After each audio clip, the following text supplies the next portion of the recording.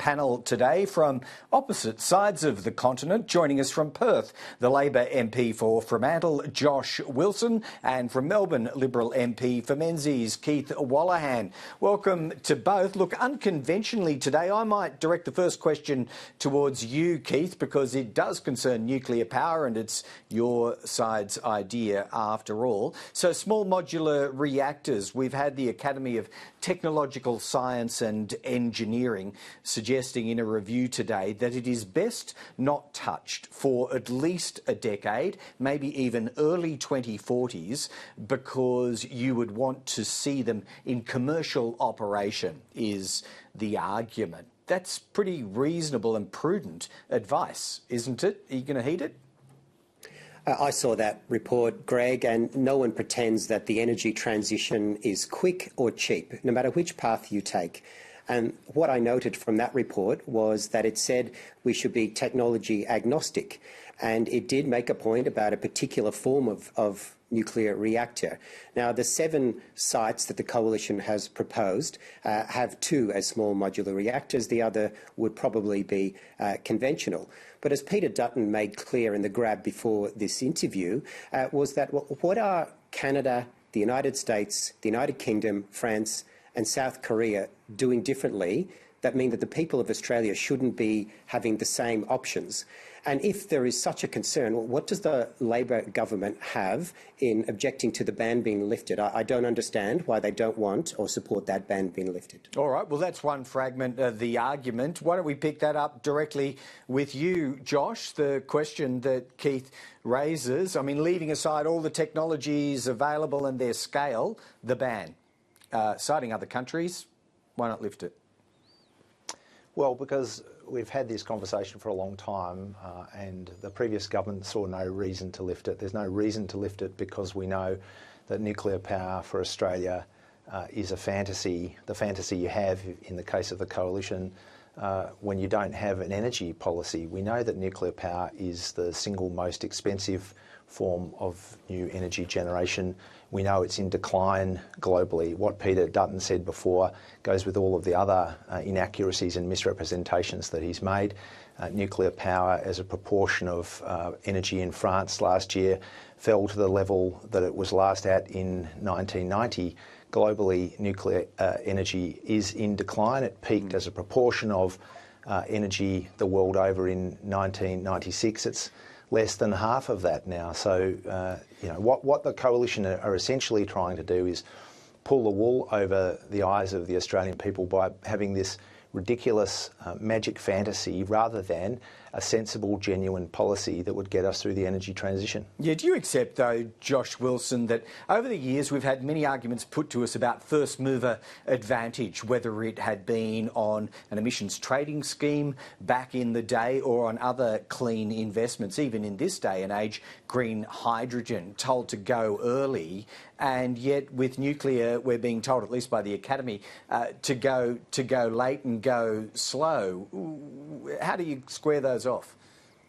Well, what the Academy is acknowledging is that within the nuclear fantasy as a whole, SMRs are a particularly fantastical creature because they don't even exist. So the idea, as Keith said before, that of the 7 reactors that the Coalition would like to inflict on the Australian public, that 2 of them would be SMRs, is utterly fanciful. SMRs do not exist. The projects that have gone furthest down the path, like the NuScale one in the United States, have collapsed because as they went along, they encountered all the things nuclear technology has always encountered, which is very, very hard and slow to deliver and exorbitantly expensive. The NuScale project, which was frankly the darling of many in the Coalition, including the current shadow spokesperson for energy, went poof in a cloud of smoke last year, taking $900 million of US taxpayers' funds with it. Yeah, no, it's definitely in an experimental phase. Just to up the ante on your argument, Keith Wolahan, if they turned out to be successful, though, why wouldn't the Coalition allow more flexibility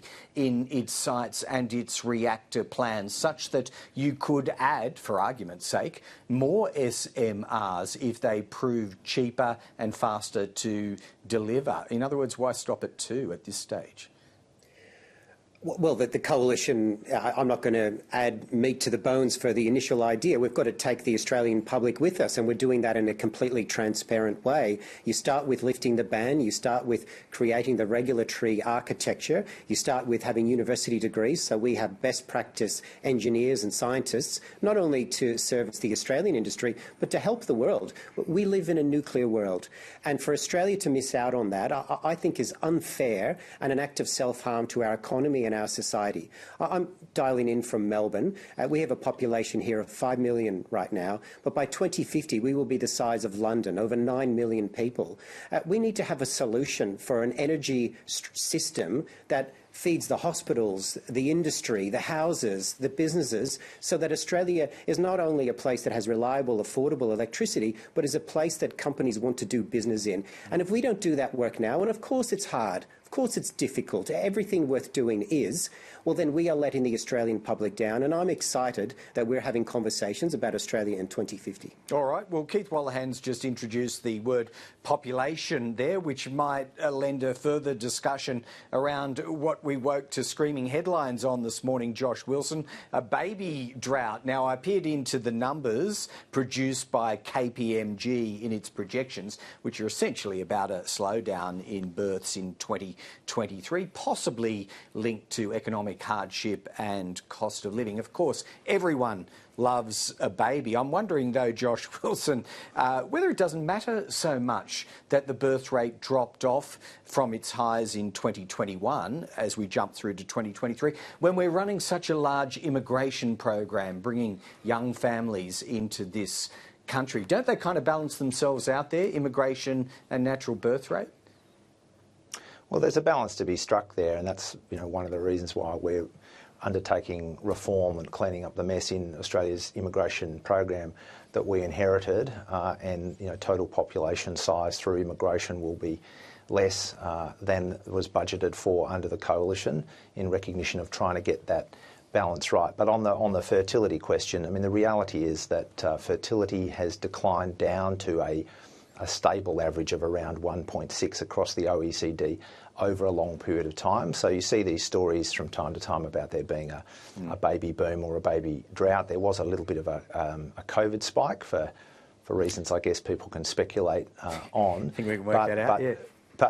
But the reality is that average across the OECD of around 1.6 has been a stable level we've been approaching for some time. And Australia is certainly not unusual in the OECD. I think around 2020, 2021, we would have been in the top third of OECD countries with the fertility rate. We recognise, of course, the cost pressures you mentioned, and that's why we're seeing real wages rise for the first time in 10 years, tax cuts for all Australians, energy price relief, cheaper childcare, especially for families, and expanded paid parental leave. Yep, no, that's not to be denied. Cost of living pressures. Keith Wolahan, how do those numbers kind of greet you upon analysis? Do you draw that direct link to cost of living, or do you just think it's coming off, spectacular highs really in the birth rate 2 years earlier there in 21? This article today in the 9 papers should concern all reasonable people in politics and who care about the future of our country. This isn't explained away by COVID. Here in Melbourne, the fertility drop was 7.3% as against 2019, so before COVID. It is a 20-year low in fertility. And you just need to go out and speak to people. The cost of living crisis is real.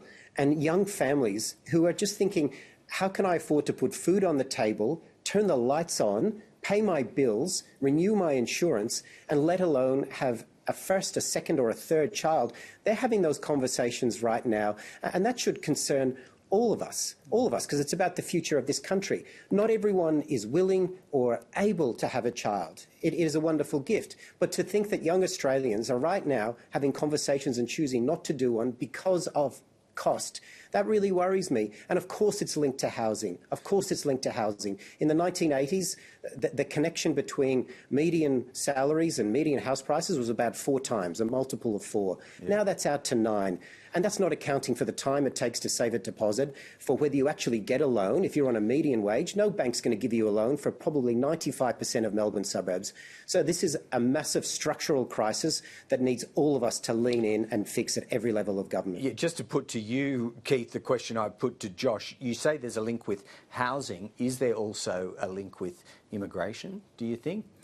Immigration, it is a part of the picture. It has to be proportionate. We are a very generous country when it comes to migration, but it has to be proportionate to our ability to build houses, to build infrastructure, schools, hospitals, and preserve open space. That's very important. And it's out of whack at the moment, and I think both parties, in their various ways, are trying to bring it back to a proportionate number. But can I also add that here in Victoria, the issues of the CFMEU matter, because that 30% uplift on the costs of construction affects housing and is indirectly leading to families choosing not to have children. This is bread and butter stuff that should concern all of us. All right, understood. I don't think I'll open that can of worms with a further question to Josh about links with John Setka. I hear that was quite an acrobatic manoeuvre there from Keith. I have to pay that. I didn't see that one coming. I mean, for someone who's concerned about costs, he's on the one hand he's spruiking nuclear power for everybody, but he's worried about cost to the Australian household. So I'm not sure how he squares that circle. Yeah, I hear the point made. I think we'll just leave it there, because there is one other matter I wanted to cover with both of you today, and it emanates from where you are, Josh Wilson. It's the expression of anti-AUKUS sentiment in some on-the-streets demonstrations outside the convention centre there as Navy chiefs gather for official talks. Do you feel you have a responsibility as an incumbent MP to quell that dissent in Australia, lest it interfere, disrupt or slow down this project? No, not at all. I mean, civil engagement and activism and freedom of speech are at the very core of who we are as Australians and at the very core of our democratic system. So I 100% welcome people in the Australian community being engaged in these kinds of matters and expressing their view. Would you join them? Sorry? Would you join them?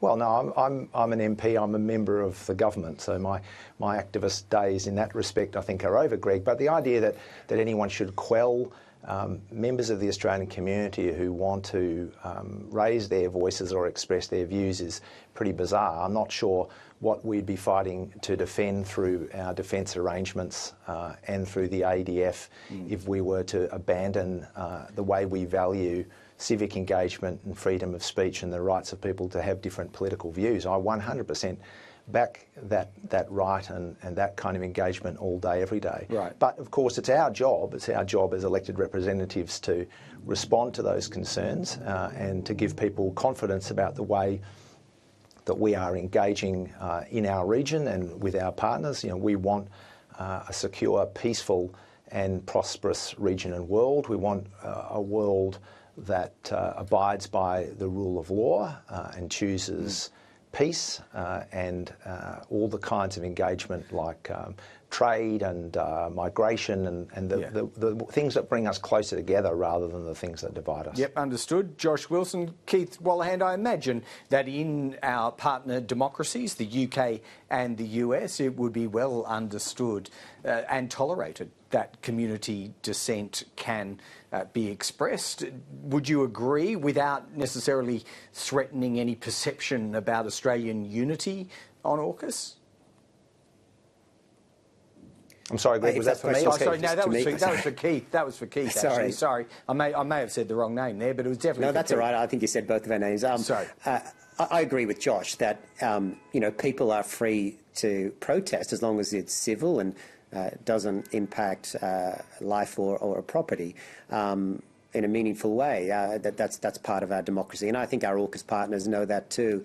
But I think what we should remind ourselves is the inconsistency here is that there's bipartisan support for nuclear at sea with our AUKUS partners, but we've been told we've been running this fantasy when it comes to nuclear at land.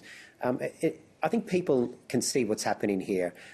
Labor has shown maturity in one area, but is playing politics with the other, and I think Australians deserve better than that. All right, sorry for the confusion. That was definitely a question I was trying to point to you, Keith, however clumsily. Let's wrap it up there, gentlemen. Thanks both for joining us. Josh Wilson there in Perth and Keith Wolahan joining us once again from Melbourne. We'll see you soon. Thanks, Greg. Thanks, Keith. All right, tens of thousands